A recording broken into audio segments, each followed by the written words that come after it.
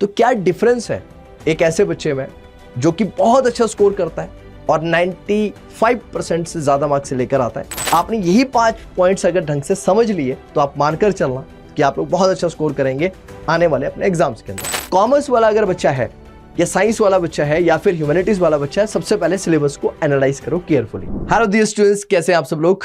आशा करता हूं कि आप सब लोग बहुत बेहतर होंगे और 10th क्लास का रिजल्ट आप लोग का आ चुका है। 11th क्लास वाले बच्चे अब 12th क्लास में गए हैं और 12th क्लास वाले बच्चे अब कॉलेज के अंदर जाने वाले हैं। तो ये वीडियो स्पेसिफिकली रहने वाली है हर उस बच्चे के लिए जो कि प्रिपरेशन करना चाहता है और बहुत अच्छा स्कोर करना चाहता है अपने रिस्पेक्टिव एग्जाम्स के अंदर। अब वो कोई भी हो सकता है। 10th वाला बच्चा 11th में जाने लग रहा है तो वो कैसे शुरू से प्रिपरेशन करे, क्योंकि बहुत इंपॉर्टेंट टाइम होता है, क्योंकि नए स्ट्रीम्स के अंदर जाते हैं, आगे कैसे मैनेज करें। 10th तक एक बेसिक करिकुलम जो है अपना चलता है, लेकिन 11th के बाद आते ही अपन लोगों को डोमेन स्पेसिफिक जाना पड़ता है। कॉमर्स ले, ह्यूमैनिटीज ले, साइंस ले, लेकिन क्या अपन लोग करें कि हम लोग बहुत अच्छा स्कोर करें आने वाले जर्नी के अंदर, है ना। हर साल अपन लोग क्या करते हैं, नए रेजोल्यूशंस बनाते हैं कि यार बस इस बार पास हो जाए, अगली बार से बहुत अच्छी तरह से पढ़ेंगे। तो क्या डिफरेंस है एक ऐसे बच्चे में जो कि बहुत अच्छा स्कोर करता है और 95% से ज्यादा मार्क्स से लेकर आता है। इस बार भी बहुत बच्चों ने पढ़ाई करी, बहुत बच्चों के 95% से ज्यादा मार्क्स भी आए, 90 से 95% से ज्यादा मार्क्स भी स्कोर करे उन्होंने, लेकिन बहुत सारे बच्चे नहीं कर पाए। तो हताश होने की जरूरत नहीं है, क्योंकि इस वीडियो के अंदर मैं बताने वाला हूं आप लोगों को कि कैसे अभी से पढ़कर आप लोग 99% मार्क्स स्कोर कर सकते हैं कॉमर्स के अंदर, अगर आप लोग अपना फ्यूचर देख रहे हैं और कॉमर्स अगर आपने एक डोमेन के तौर पर चूज किया है। लेकिन ये स्टार्ट करने से पहले कुछ इंपॉर्टेंट पॉइंट्स हैं जो इस पूरी की पूरी वीडियो के अंदर मैं आप लोग के साथ में डिस्कस करने वाला हूं, और पूरी की पूरी वीडियो इन्हीं पॉइंट्स के आसपास रिवॉल्व करने वाली है। सबसे पहली बात, आप कुछ भी प्रिपेयर कर रहे हैं और स्पेसिफिकली मैं यहां पर बात करूंगा कॉमर्स की, तो कॉमर्स के अंदर आप लोगों को स्टार्ट करने से पहले क्या करना चाहिए? सबसे पहला, ये कुछ 5 पॉइंट्स आप लोगों को ध्यान रखने चाहिए। आपने यही 5 पॉइंट्स अगर ढंग से समझ लिए तो आप मानकर चलना कि आप लोग बहुत अच्छा स्कोर करेंगे आने वाले अपने एग्जाम्स के अंदर।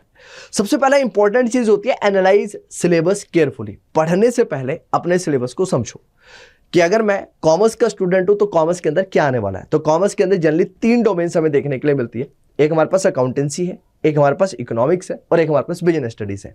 11th के अंदर भी आप लोग ये पढ़ते हैं, 12th के अंदर भी आप लोग ये पढ़ते हैं। आप बोलेंगे सर इंग्लिश भी तो है, हिंदी भी तो है। वो हर एक बच्चा पढ़ता है, चाहे वो साइंस का हो चाहे वो ह्यूमैनिटीज का बच्चा हो। दोनों टाइप के बच्चों के द्वारा ये बेसिक सब्जेक्ट जो है वो लैंग्वेज कोर्स है, तो लैंग्वेज तो हर बच्चे को पढ़नी पड़ती है, चाहे वो हिंदी चूज करे चाहे इंग्लिश चूज करे।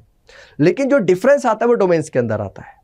तो कॉमर्स वाला अगर बच्चा है या साइंस वाला बच्चा है या फिर ह्यूमैनिटीज वाला बच्चा है, सबसे पहले सिलेबस को एनालाइज करो केयरफुली।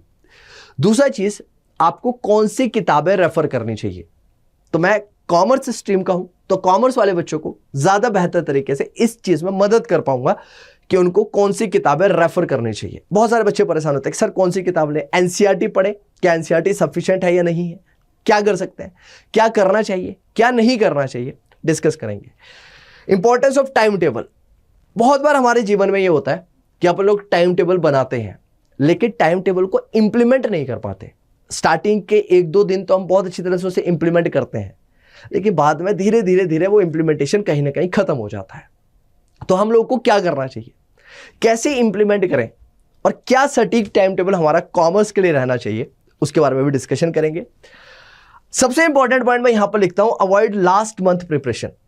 बहुत सारे बच्चे क्या करते हैं, पूरा साल भर मेहनत नहीं करते हैं, लास्ट के 2-3 महीनों में प्रिपरेशन करते हैं और फिर पैनिक हो जाते हैं और फिर मैसेज करते हैं कि सर बताओ क्या अभी से 2 महीने पढ़कर क्या हम लोग बोर्ड्स के अंदर 95% से ज्यादा ला सकते हैं?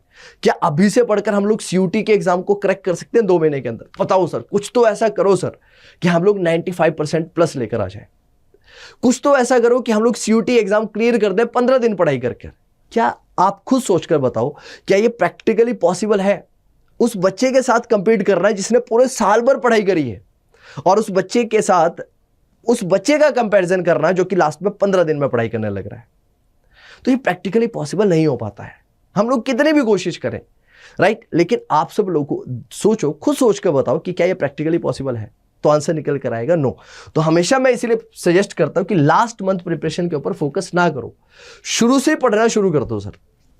आगे स्टार्ट फ्रॉम द बिगिनिंग, ये इंपॉर्टेंट पॉइंट है कि बिगिनिंग से शुरू करो और कैसे शुरू करना चाहिए वो डिस्कस करेंगे।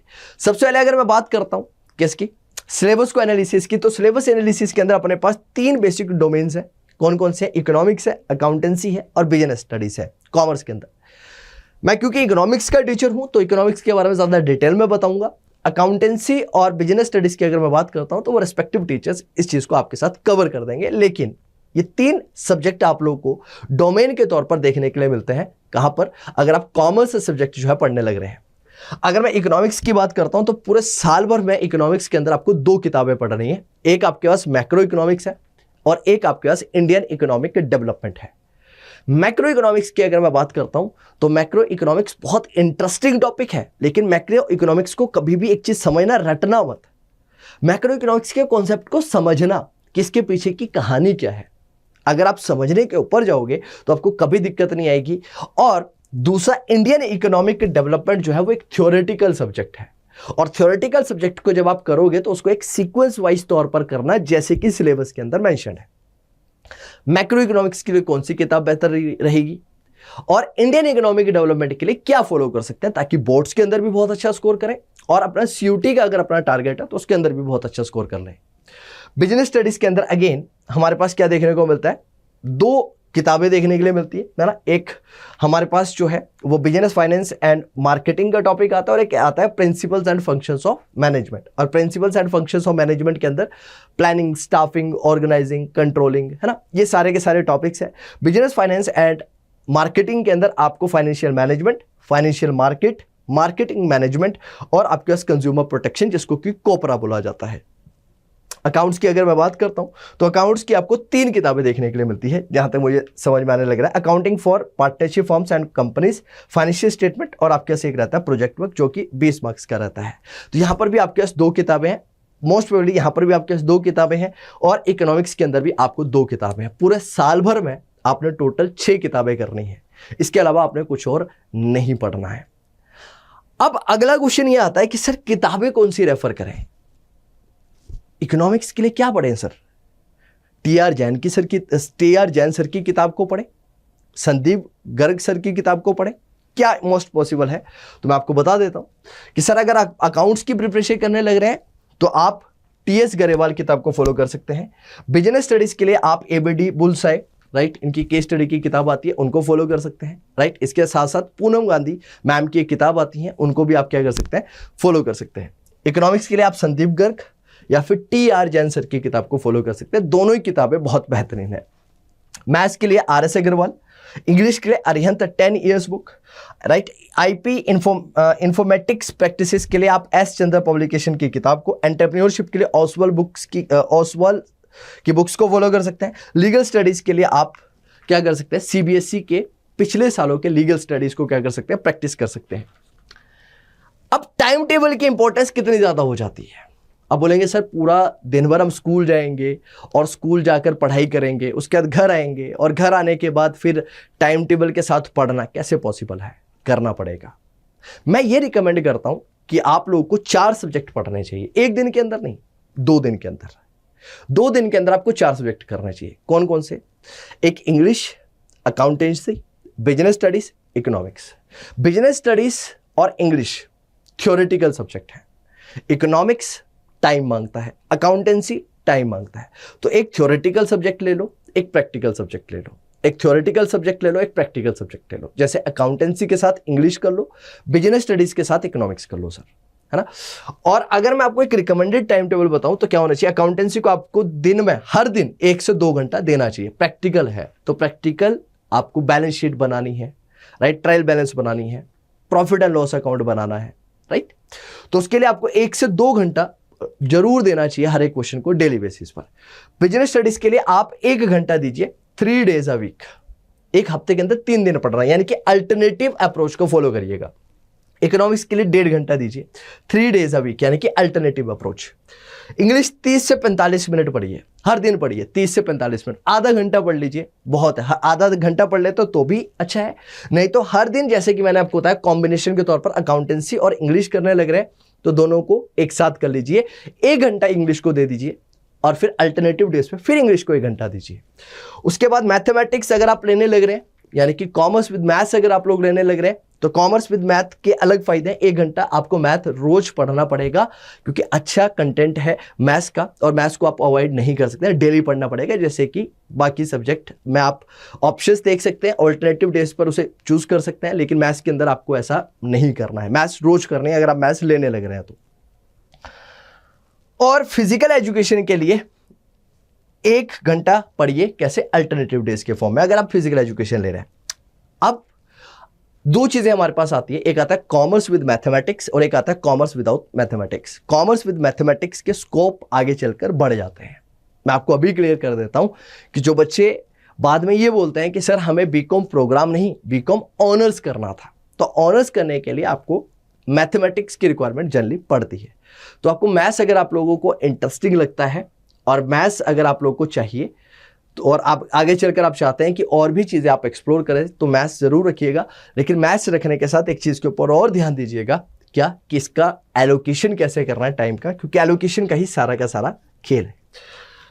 लास्ट टाइम प्रिपरेशन को अवॉइड करिए। क्या कहता हूं? Don't put life completely on hold. ऐसा नहीं करना है कि भाई बिल्कुल चीज़ों को रोक दो, है ना। जो चीज़ें आप करते हैं, जिन चीज़ों में आपको इंटरेस्ट है वो ज़रूर करें, लेकिन उसके साथ में प्रिपरेशन करते रहें, पढ़ते रहें, डेली बेसिस पर पढ़ें। Consistency is the game changer. Consistency ही की है इन सारी की सारी चीज़ों में। प्लान बनाएं, क्रैम करने की कोशिश न करें, बहुत इंपॉर्टेंट है। रटना नहीं है, रट्टू तोता नहीं बनना अपन ने चीज़ों को समझना है, एनालाइज करना है, कॉन्सेप्ट को जानना है कि इसके पीछे की कहानी क्या है, तब जाकर आप ज़्यादा बेहतर तरीके से चीज़ों को समझ पाएंगे। प्रैक्टिस टेस्ट दीजिए, right. Don't over do it, do get a good sleep. फालतू की चीज़ें ना खाएं, हेल्थी रहें, हाइजेनिक रहें, राइट। ब्रेक्स लें और हमेशा पॉजिटिव रहें, that I can do it. हमेशा पॉजिटिव रहें और positivity will be the game changer. जो गेम चेंजर होगा आपकी ज़िंदगी में वो पॉजिटिविटी होगी। जितना ज़्यादा आप पॉजिटिव रहेंगे उतना ज़्यादा आप लोग बहुत आगे चल के क्या कर पाएंगे? बेहतर कर पाएंगे अपने पेपर के अंदर। बिगिनिंग के लिए क्या करना है आपको? स्टार्ट अर्ली, स्टडी प्लान बनाएं, रीडिंग एनवायरनमेंट बनाएं। सबसे पहले स्टडी टेबल्स के ऊपर पढ़ाई करें, राइट। हमेशा कभी भी प्रिपरेशन अगर आप लोग करना चाहते हैं, किसी भी एग्जाम की कर रहे हैं या करने लग रहे हैं, हमेशा प्रिपरेशन स्टडी टेबल के ऊपर करें, ठीक है। उसके बाद आगे क्या बोलता है? Use active learning techniques, practice with past exams. जो भी आप क्वेश्चंस करते हैं, प्रैक्टिस करते हैं, देखें कि पास्ट ईयर में किस तरह के क्वेश्चन वहां से पूछे गए हैं। टाइम इफेक्टिवली मैनेज करें, स्ट्रेस मैनेजमेंट के ऊपर ज़्यादा फोकस करें, स्ट्रेस को हावी ना होने दें अपने ऊपर, राइट। लर्निंग स्टाइल को समझें कि मुझे कैसे ज़्यादा चीज़ें समझ में आती है, और एक तरीका होता है कि भैया आपको कितने बेहतर तरीके से वो चीज़ समझ में आए। उसका सबसे बेहतरीन तरीका है कि आप उसी चीज़ को किसी और को समझा दें, उससे आपको पता चल जाए कि वो चीज़ कितने बेहतर तरीके से आपको आती है, राइट। अच्छा खाएं और अच्छे से रहें, राइट। अगर आप इन चीज़ों को फॉलो करते हैं तो बिलीव करना मेरी इस बात का कि आप किसी भी डोमेन से हो, आप लोग बहुत अच्छा करोगे अपने एग्जाम्स के अंदर। और हमेशा शुरू से क्या करो? प्रिपरेशन करना शुरू करो, लास्ट का वेट मत करो, राइट। लास्ट में क्योंकि हम लोग बहुत ज़्यादा दिक्कत में आ जाते हैं और बहुत अच्छा स्कोर नहीं कर पाते हैं, और इसीलिए आप लोग क्या करना, ज़्यादा डिटेल में समझने के लिए हमने टॉपर्स के साथ इंटरव्यू करवाए हुए हैं इसी चैनल के ऊपर। उस वीडियो को जाकर ज़रूर देखना, आपको एक आइडिया लगेगा कि टॉपर्स किस तरह से प्रिपरेशन करते हैं। सो इसी नोट के साथ मैं इस वीडियो को एंड करना चाहूँगा, और मिलते हैं इसी तरह की इन्फॉर्मेटिव वीडियोज़ के साथ। और अगर आप चैनल पे पहली बार हैं तो चैनल को सब्सक्राइब करना मत भूलिएगा। तब तक मैं आपका मेंटर प्रिंस ठाकुर आप सबसे कहता है जय हिंद।